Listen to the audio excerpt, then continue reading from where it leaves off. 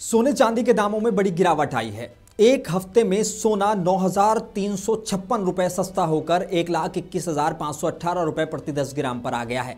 17 अक्टूबर को यही सोना 1,30,874 के रिकॉर्ड स्तर पर था।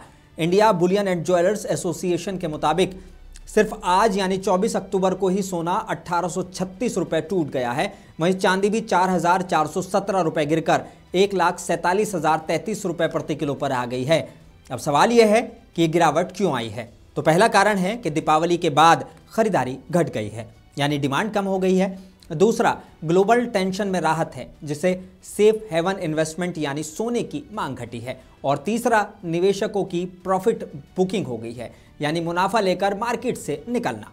इब्जा के रेट्स में न जीएसटी, न मेकिंग चार्ज, न ज्वेलर मार्जिन शामिल होता है। इन रेट्स का इस्तेमाल आरबीआई गोल्ड बॉन्ड और कई बैंकों के लोन रेट तय करने में करती है। तो अगर आप सोना खरीदने की सोच रहे हैं तो ये समय सावधानी और समझदारी से निवेश करने का है।